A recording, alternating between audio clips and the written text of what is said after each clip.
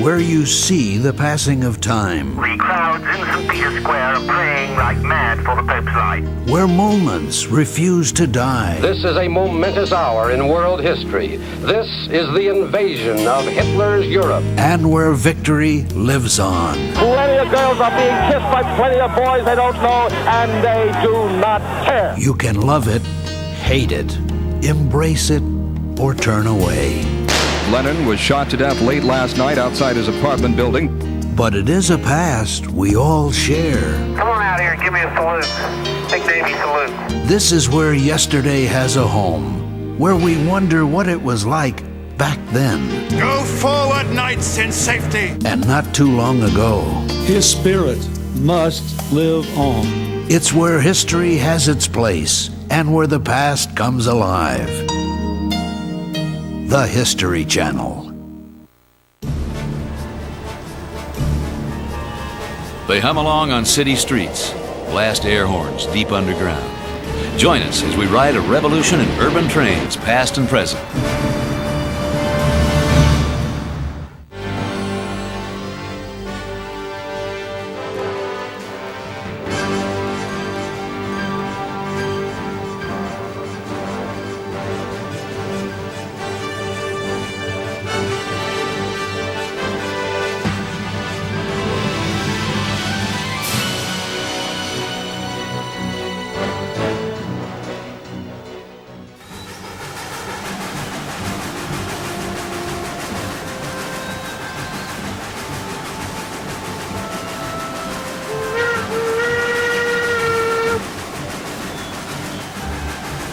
At one time in America, you could cross the entire width of the land at unimaginable speeds. Yet at the same time, travel within cities was painfully slow. You either walked, rode a horse, or took a carriage. That was before the urban train. By the 1820s, American cities were growing so fast that some form of public transportation was needed. The first, making its debut in 1825, was the omnibus, a wooden box on wheels pulled by horses. But they were little more than urban stagecoaches. In mud, they were messy. Over cobblestones, they shook passengers to the bone. The New York Herald wrote, "Modern martyrdom may be succinctly defined as riding a New York City omnibus. The discomforts, inconveniences, and annoyances of a trip in one of these vehicles are almost intolerable." The much better form of transportation came in the 1830s when the horse railway was invented. It's also a box on wheels pulled by horses, but it runs on rails, and that means it can run about 3 times faster, up to about 8 miles an hour, which sure doesn't seem like much to us, but was much faster than people could walk. In 1832, the New York and Harlem Railroad became America's first street railway, its first urban train. John Stephenson, who had made millions building omnibuses, was commissioned to construct the cars. The comparatively smooth-riding horse cars soon became the universal means of urban transportation. Though appealing to the eye with brightly colored exteriors, horse cars did have their problems. They tended to be crowded. They were dirty. They were unheated. People weren't very happy with them, but they were the only available form of transportation at that time. Horse cars were also expensive. 5 horses were needed for every one that pulled a car because the continual stopping and starting was too stressful for one animal. And in major cities like Philadelphia, Chicago, and Manhattan, the sheer number of horses created another problem. They would leave a couple of pounds of manure and urine on the streets per animal per day. It smelled to high heaven. As America's cities grew more crowded, horse cars became a menace for pedestrians. Simply crossing a busy street meant a harrowing dash between carts and carriages and horse cars piloted by unsympathetic drivers. Clearly, something new was needed. As inventors set about to devise another method of powering streetcars, a series of unforeseen events created a sense of urgency. The first was known as the Great Epizootic, a horse disease that swept the eastern United States in 1870. And this just struck down hundreds of street railway horses as it spread through the cities of North America. And in fact, in some of the cities, they were able to maintain service only by hiring unemployed men to pull the horse cars through the streets. San Francisco, though unaffected by the epidemic, had another challenge: its steep streets. With our 7 hills, horse cars were loath to get up. People had to get out of the horse cars and walk. Well, a man named Andrew Halliday saw the dilemma. He saw horses collapsing, and we didn't have SPCA's, but it was enough to see that something had to be done. London-born Andrew S. Halliday, whose father had invented the wire rope, reasoned that cable-powered cars might be the answer for hilly San Francisco. He persuaded the city fathers to sanction a daring experiment. Halliday's vision was of a huge central power plant run by steam, pulling an endless cable that would run in trenches built just below street level. The cars would be fitted with a special grip that could grab the moving cable and move forward at the same speed. On August 1, 1873, an experimental cable car made its debut on the Clay Street Hill. For Halliday and the city officials, it was a grand success. But selling this idea to the public was another matter. Oh, people were scared to death. It's liable to let loose, go down the hill, slam into something at the bottom. But people were afraid of automobiles. People were afraid of horses. You know, you have anything that's new, it takes a while to build up. In 1878, the California Street Cable Railroad opened, the world's first cable railway. It proved safe on San Francisco's formidable streets and soon captured the public imagination, as it still does today.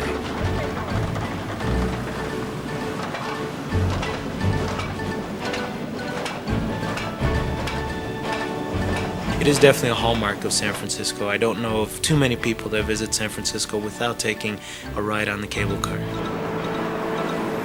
The notion of running up and jumping on the running boards and holding onto the rail and kind of standing right on the edge of the vehicle as it's going down California and you've got a view of the bridge and the bay. If we were building a system today with all of today's safety ideas, it would be completely enclosed and you would lose all of that. Taking into effect that it's century-old technology, it's a very safe system.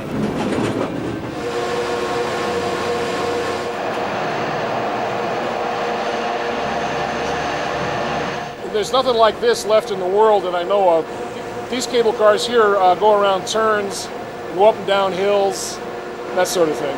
Halfway to the stars. At their peak in the 1890s, cable railways were built in 28 cities across the country. And each new system brought Halliday patent royalties and a sense of great accomplishment. In Chicago, nearly 700,000 passengers rode the cable railway in a single day during the World's Columbian Exposition.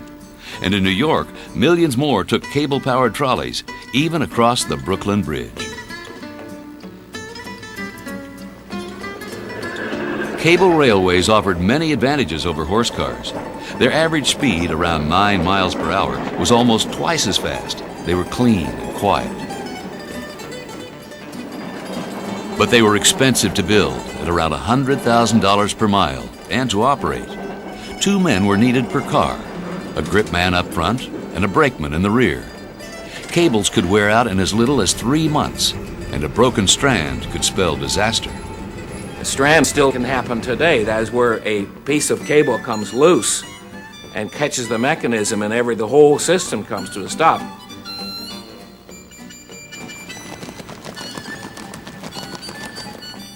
In 1868, inventor Charles T. Harvey demonstrated the radical idea of an elevated urban railway. This half-mile stretch in lower Manhattan was the world's first L. Though the cable system would prove impractical for pulling longer trains, elevated urban railways seemed to make sense.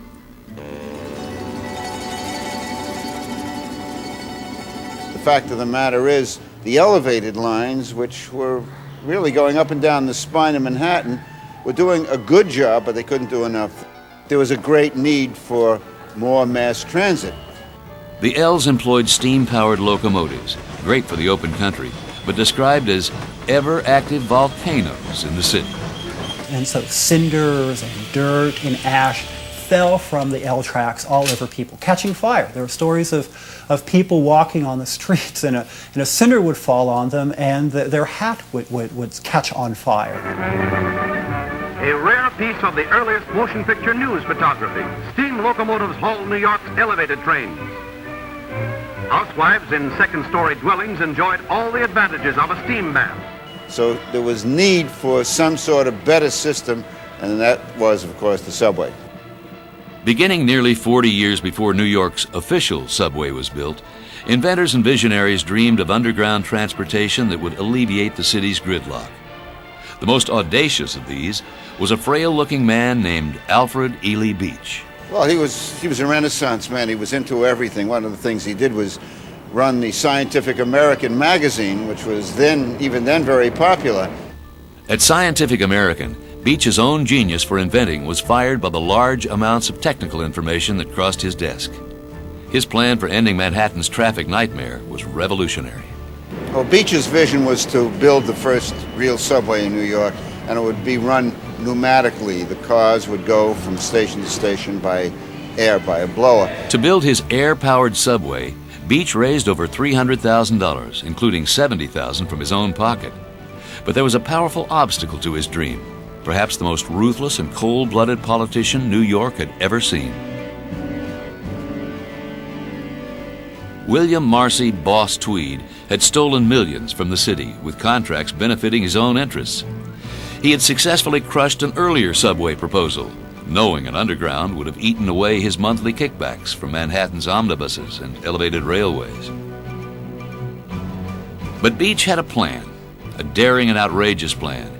He would tunnel in secret and build a block-long prototype of his pneumatic subway, open it, and hope public acclaim would prevent Tweed from interceding. So what Beach did, brilliant idea, he rented a clothing store on Broadway, actually had workers come down at nightfall and they dig in the basement of Devlin's clothing store, and they dug a tunnel. They brought the dirt out at night when nobody was watching, so nobody knew what they were up to there until it was all done, and then he unveiled it to the public and showed it off and ran this experimental car back and forth. It was a huge success with the public.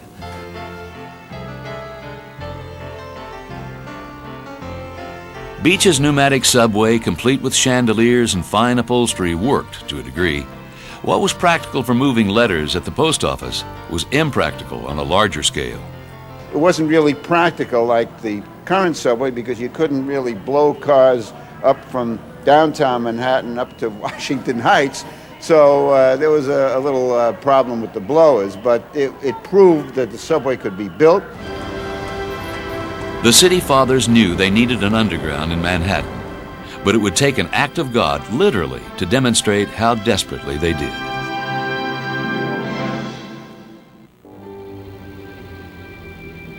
In the winter of 1888, the Northeast was hit by a blizzard for the ages.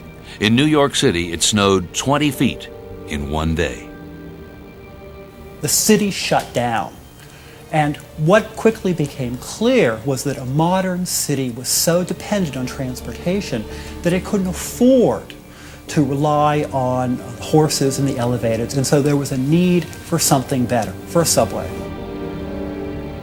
London had built the world's first subway in 1863, but the smoke-belching steam engines filled the tube with noxious fumes, even after ventilators were installed. Duplicating an environment of gasping passengers was not the answer. A cleaner form of power was needed, one that inventors worldwide were already working to perfect. Electricity was being looked at as a possible means of transportation from about 1835 on. Finally, the man who put it all together in the first truly, fully successful street railway was a man named Frank J. Sprague. Electrical inventor Frank Sprague had worked with Thomas Edison in the early 1880s, but Edison seemed uninterested in electric traction, and Sprague decided to go off on his own. He had the radical idea of mounting an electrical motor directly to the car's axles. His success in electrifying Richmond, Virginia's street railway would change forever the look and sound of America's streets. Within a year, more than 150 electric street railway systems were opened. The omnibus, horse car, and cable car's days were numbered. In Chicago, the South Side L was electrified in 1898, becoming the world's first railway to introduce Frank Sprague's next amazing invention, multiple unit control. This allowed 2 or more powered cars to work in synchronization when coupled to a train. But New York needed more.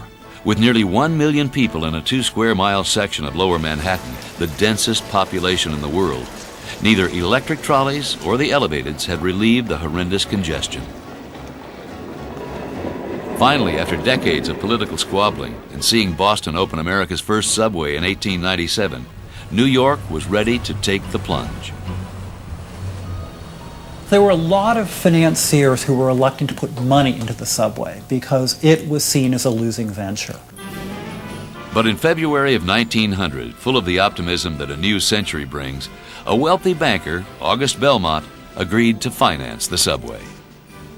Belmont signed contract number 1 to build, equip, and operate Manhattan's first subway. His name for the new enterprise, the Interborough Rapid Transit Company, the IRT.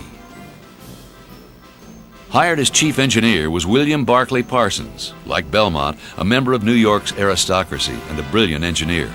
Parsons, described as a born general and diplomat, had for years been lobbying his well-heeled friends for the subway assignment. Now his hard work had paid off.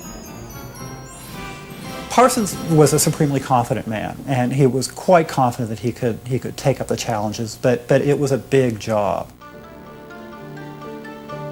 After a trip to London to inspect that city's new 3-mile electric subway extension, Parsons became convinced that electricity was the answer for New York.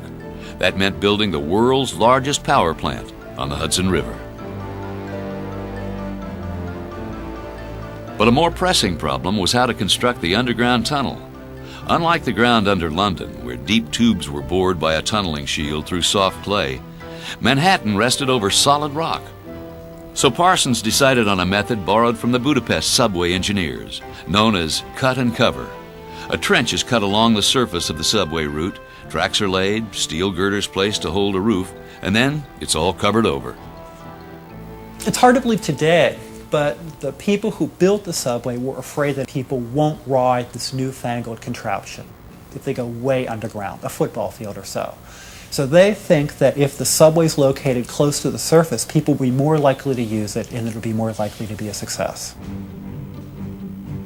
Parsons planned the initial line to run north from City Hall, up the east side of the island to Grand Central Terminal, west under 42nd Street, then north again under Broadway to the Bronx. The workers build open trenches through the cities, and this disrupts the city for several years. Traffic on important streets like Broadway comes to a close. The construction revealed a nightmarish tangle of infrastructure. The area under the street is typically filled with utilities, sewers, water lines, steam lines, telephone lines, electric lines, going every which way.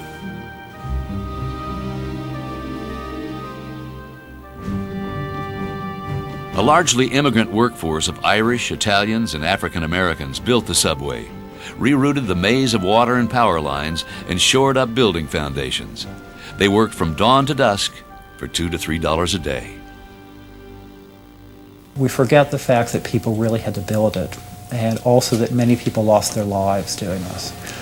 Because it's built almost by hand, because there were so few steam shovels and bulldozers that were available, due to Manhattan's hilly topography, cut and cover could be used only on half the line. Over 2,000 feet of steel archway were needed to span a valley beginning at 122nd Street. Further north, at 158th Street, a greater challenge loomed. There, workers began a 2-mile-long rock tunnel. It would be the second longest 2-track tunnel ever built in the United States, surpassed only by the famed Hoosac Tunnel in Massachusetts. Veteran miners the world over were attracted to the New York project by the skills and courage needed to dynamite through extremely hard rock. It was dangerous work, and here at Fort George, the worst single accident occurred in October 1903. The subway engineers were pushing their workers to finish very quickly. And so these laborers were working 3 shifts around the clock. After setting off a blast and getting an all-clear signal, a group of tunnelers re-entered the mine, as they called it. Suddenly, a 300-ton boulder measuring 44 feet long fell from the weakened rock ceiling. 6 men were killed instantly.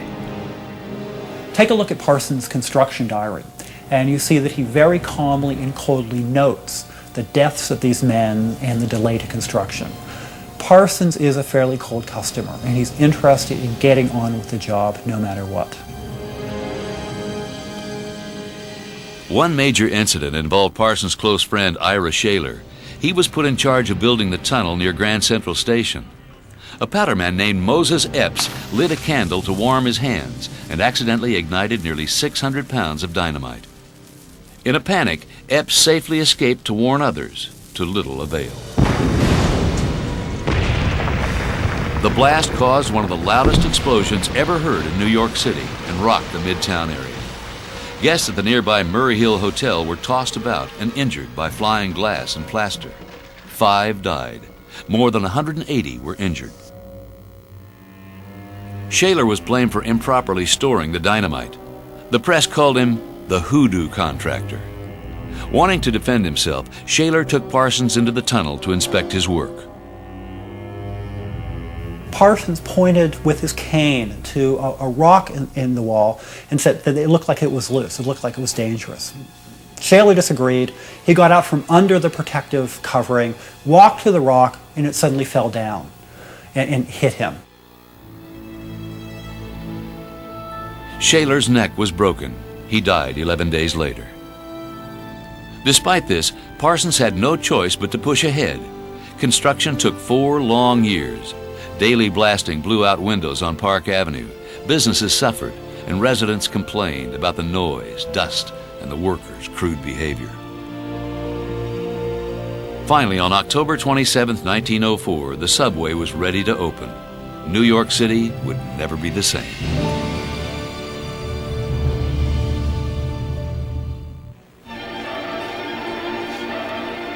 In the autumn of 1904, the IRT subway line opened in Manhattan after 4 years of construction. The city went, as one newspaper described it, subway mad. Schools were closed for the day. Flags and bunting were decorating the churches and buildings. Church bells were ringing. Ships in the Hudson River were sounding their horns. It was hailed by the daily newspapers as one of the greatest events in the city history because it was one of the greatest events. The culmination of the dreams of inventor Beach, the steadfast financier Belmont, and the relentless engineer Parsons yielded the most spectacular subway in the world. It featured major lines with 4 tracks, 2 local and 2 express. 22 miles of track, the longest stretch ever built at one time. State-of-the-art electric subway cars powered by third rail, and beautifully designed stations featuring mosaics and vaulted ceilings, a detail insisted on by August Belmont. Well, he brought artistry. You see, he had an option. He could have been a schlock subway like they had in Boston already, or he could have had a feel for the artistry of the station. The first IRT subway cars departed from the old City Hall station. Now closed since the 1940s, this station, which few New Yorkers have ever seen, still echoes with the excitement of opening day.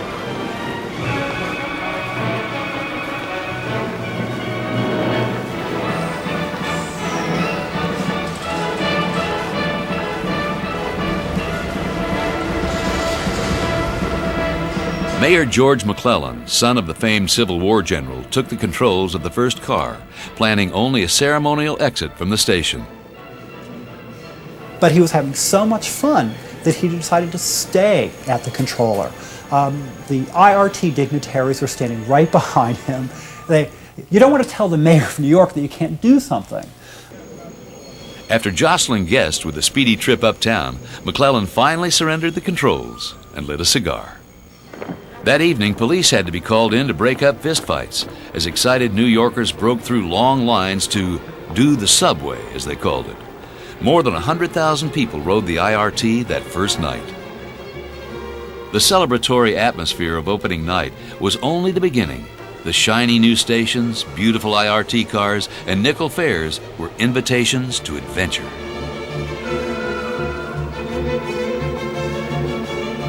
The response was so overwhelming that the engineers, people like Parsons, knew they had a winner. And they knew right away that they had to start planning for the next one before this one was even a week old. August Belmont took great pride in the system, and like other rail barons of the day, he had his own private car, the Mineola, and a private siding accessed from the basement of his own Belmont Hotel. Well, you couldn't have built a limousine subway car that's better than this one. First of all, you could have dinner there. There was a galley. It had an office with a roll-top desk. It had wicker chairs. It was the kind of thing that a multimillionaire would want to have for his blue-blooded friends. With travel times cut from hours to minutes, complaints were few during those early years. There was some public fear about suffocating in the tunnels. Belmont countered the concern with an advertising slogan, "Air as pure as your own home." And he invited a health inspector to test the air, but in his own private car. So he loaded him up with champagne, and by the time the guy started testing, how could he not like the air in these subways? New subway extensions soon kept pace with public demand for additional lines. The Bronx route was opened within months. Queens and Brooklyn were next. But that meant tunneling under the East River, an engineering nightmare. This dangerous work was the domain of workers known as sand hogs. They worked under compressed air conditions to keep the river water out of the tunnels. Sand hogs lived in fear of blowouts, which could propel a man up through the tunnel roof and river bottom. Blowouts were usually fatal, but not always. A couple of these fellows, the sand hogs, were actually landed on the surface of the East River, and they were rescued by passing tugboats. The first tube under the East River to Brooklyn was completed after 24 months of construction. When workers met in the middle, they were only 1/16 of an inch off-center from their calculations, an amazing engineering feat. By 1912, just 8 years after opening, the IRT had expanded to over 200 track miles. Because of rapid transit, the horrible overcrowding in lower Manhattan was finally brought under control as people moved uptown or to the boroughs. Development soared. Without the subway, the skyscrapers really aren't possible. Because what the subway does is to collect tens of thousands of people from all over the city and to deliver them very quickly onto a single spot of land.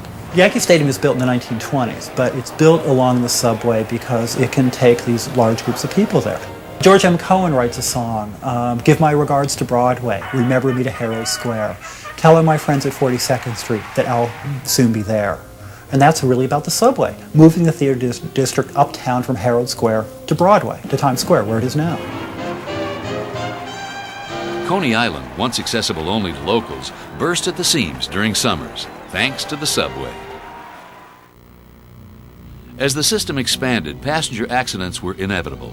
In 1918, labor unrest at the BRT, the Brooklyn Rapid Transit, caused management to hire unskilled motormen. The result was the all-time worst rail accident in the United States. This poor guy didn't know that they had just built a brand new tunnel there at Malbone Street, and as you entered the tunnel, there was a 90-degree curve right, and then a 90-degree curve left, and it was the most treacherous curve in the entire system. This guy didn't know it. So as the train is heading down toward the tunnel portal, he lost control of it. So the sign said 6 miles per hour, that was the maximum speed limit. He was going 60, he lost control of the train. 4 cars jumped the track, hurtling into the tunnel walls and fusing together in a jumble of wood and glass. Some who survived the crash were electrocuted when the third rail was mistakenly turned back on. In all, 102 died. But overall, accidents were infrequent. By the late 1930s, New York subway had surpassed its original planners' wildest dreams. It had become the biggest and best underground system in the world and could boast more than 600 miles of track, combining the dual system IRT and Brooklyn Manhattan Transit, or BMT. with a third line, IND, or Independent Subway System, built to replace Manhattan's largely deteriorating L's. Rolling stock of almost 6,000 cars, and ridership of nearly 2 billion a year. By the 1970s, however, crime and graffiti became synonymous with the subway. You could turn on the television in the 1970s and watch The Tonight Show, and Johnny Carson would be making jokes about the subway. It became a symbol for urban decay, for urban disorder. Bronx bound on the 6 train, they go home, stop. But today the system has made a remarkable comeback with clean trains, 24-hour service 7 days a week, and a daily ridership of nearly 50% of its populace, by far the best in the nation.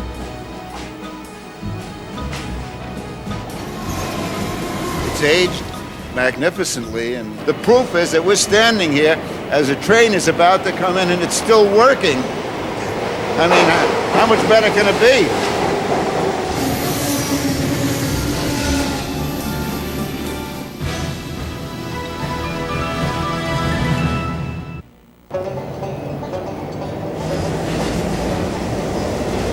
There was another form of urban train that would change America every bit as much as the subway transformed New York. During the 50 years between the 1890s and the end of World War II, the electric trolley was the workhorse of urban transportation. The streetcar, at the height of its power and development, was absolutely the universal form of transportation. In 1917, which I always regard as the peak year of the industry, the average urban dweller rode the streetcar 260 times a year. It was an enormous business. The American city with the best electric railway was Los Angeles, and it was largely the result of one man's vision, Henry E. Huntington. Huntington had the good fortune of being a nephew of Southern Pacific Rail Baron Collis P. Huntington. When he arrived in Los Angeles in 1898, Henry used his uncle's money and influence to buy up existing electric rail lines. He conceived the idea of building this electric railway system. He really built two of them. One was the Los Angeles Railway System, which was sort of the urban streetcar system for Los Angeles, and the Pacific Electric Railway, the famous red cars, which was a much larger system of interurban electric railways that sort of ran between the cities of Southern California, all radiating from downtown Los Angeles. Long before Los Angeles became car crazy, it fell in love with the Huntington system. His Los Angeles Railway standard cars featured an open-air design at each end. They became world famous in early Hollywood comedies.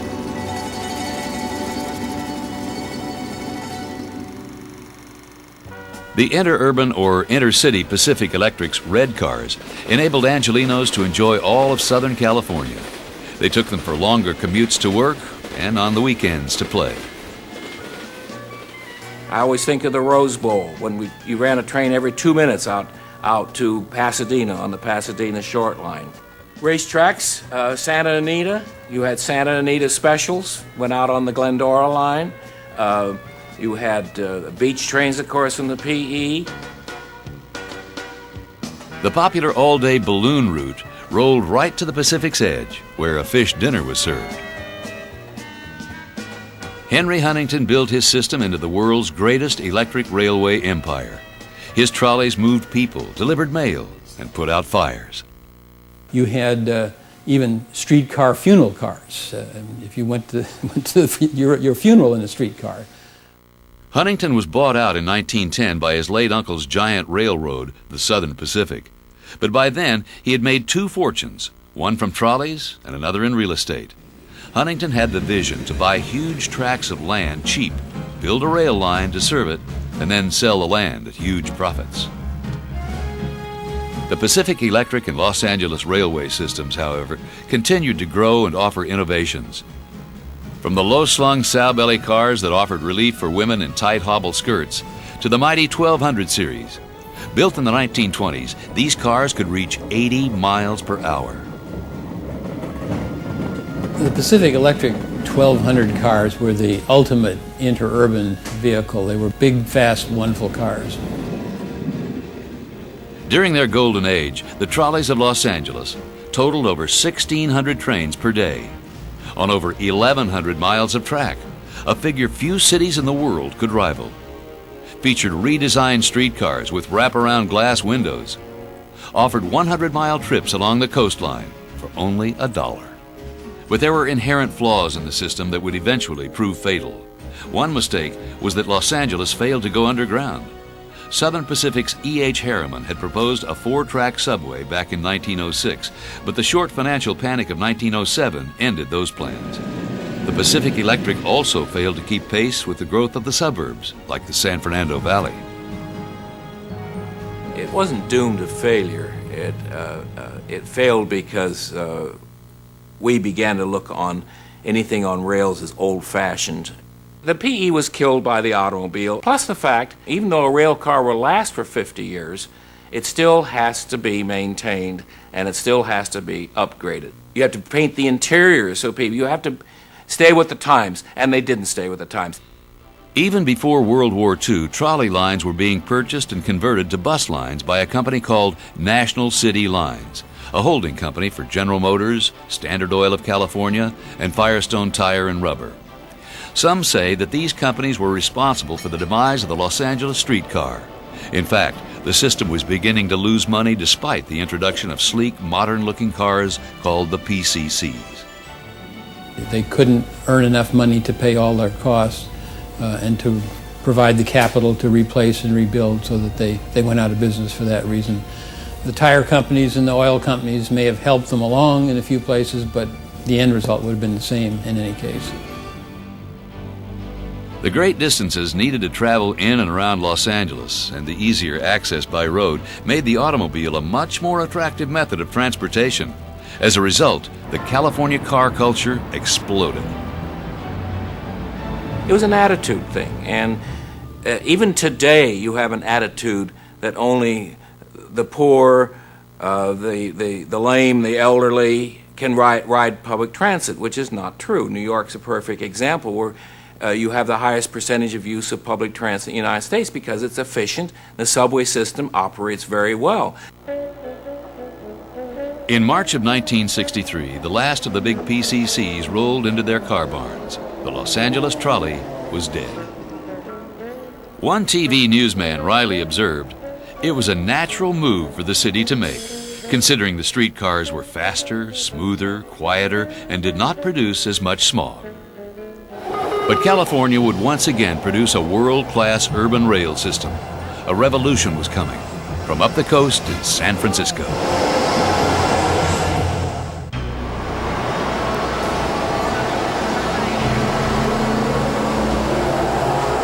The urban train of the future was born 25 years ago when the BART system, Bay Area Rapid Transit, was introduced in San Francisco. It was revolutionary then and still is in many ways, with new design technologies, building materials, and automated train control. I think the vision was that this would be a space-age system. It was going to be revolutionary and it was going to be evolutionary at the same time.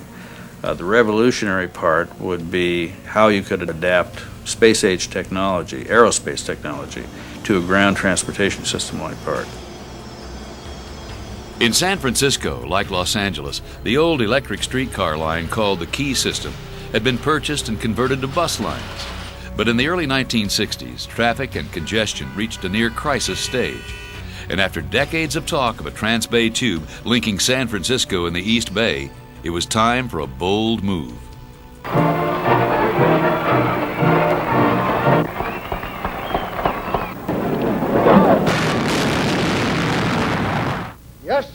In 1964, President Lyndon Johnson attended the opening of the Diablo test track, where early, boxy-looking Bay Area rapid transit cars were put through their paces. It had been 60 years since America's last major subway had been built in Philadelphia, and engineers brought a clean slate design mentality to the project. Trains would represent a quantum leap in engineering, representing first-time use of aluminum monocoque body shells, a unified car concept borrowed from airline design. Hydraulic brakes replacing air brakes, electronically controlled. Air suspension for smoother rides, and fully automatic and computer-operated train control. This ambitious automated train control would receive signals sent through antennas set in the tracks, run all the air-conditioned, carpeted trains simultaneously, keep proper distances between them, stop them at stations, open and close doors, and start them up again. Well, originally they were thinking that they wouldn't even have a train operator on the train. It would be totally automated. But later I think it was felt that a train operator would be probably wise to have on the train for safety comfort, that is for the customer's comfort level. One of the greatest challenges was building the then longest underwater tube in the world. 57 sections of steel and concrete lined tube, each over 3 football fields long, were constructed on land and then towed out into the bay. Barges lowered each section into place, where divers connected them at the bottom, 130 feet down, often in zero visibility. It was just incredible that these guys could go down there, spend hours down there working, then come back and be decompressed and do this day in and day out. Again, a tremendous feat. Once the sections were joined and watertight, 3.5 miles of track each direction was installed. Incredibly, the entire tube was designed to flex naturally as much as 4 to 6 feet to cope with both tidal forces and earthquakes. 8 years later, construction finally was completed on the Transbay Tube, the difficult tunneling under fault-ridden Berkeley Hills and unstable Market Street, and the sparkling modern stations. This Bay Area masterpiece was finally opened to the public in 1972. But initial problems in the system, the computers routing cars that didn't exist, passenger doors flying open unexpectedly, led some to believe that BART was too sophisticated for its own good. We really weren't ready to open the system. The bugs had not really been worked out of the new automatic train control system. We had a train go off the end of the track in Fremont, which today we lovingly call the Fremont Flyer. Luckily, no one was injured, but it kept on going and went over into a parking lot. Tucked away in an Oakland building is the nerve center of BART, known as Operations Control. 65 feet of wall space display 96 miles of track and nearly 60 trains in service at any one time. South Beach 766. A visitor today would see a smoothly running system with colored lights denoting electrified rails, moving and non-moving cars, ventilation setting, and scores of other bits of information. BART took about 6 years to work out all the kinks and survived a ton of bad press. But today, the silvery trains are the pride of the Bay Area. BART does a very good job. The system is efficient and carries 255,000 people a day, so it has to be good. BART has taught the world a great deal about rapid transit techniques. In the United States, subway systems in Atlanta and Washington, D.C. have borrowed many of BART's ideas. Washington's Metro, which opened in 1976, has nearly 100 miles of track, 47 of them underground. A portion of the system runs over cushioned rails to minimize noise. The trains are run and spaced along the line by a computer-controlled system called Autopos, or Automatic Train Protection, Operation, and Supervision. This automatic system also compensates for delays by speeding up trains or shortening stops at stations. These design features have helped attract a ridership of over 525,000 passengers a day.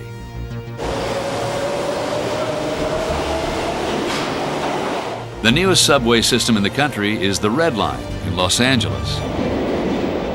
With huge modern stations, spotless trains, and innovations like inclined tracks to and from stations to save energy, the Red Line is the state of the art. This is probably the finest system in the world in terms of safety, in terms of construction, in terms of cleanliness, in terms of beauty, if you will. Doors are closing. We have an operator control system right now, though we have a capability for it to be automated. It's been well received in Los Angeles. As you know, we're still building part of it, so as we expand out, I think more people will begin to ride it. The system, however, faces huge funding challenges due to a staggering $300 million per mile construction cost. Adjusted for inflation, this is over 3.5 times as much per mile as a comparable stretch of BART cost in 1972. Currently, only 13 miles of the 22-mile Red Line from downtown Los Angeles to North Hollywood have been opened, and work on 3 new lines has been suspended for now.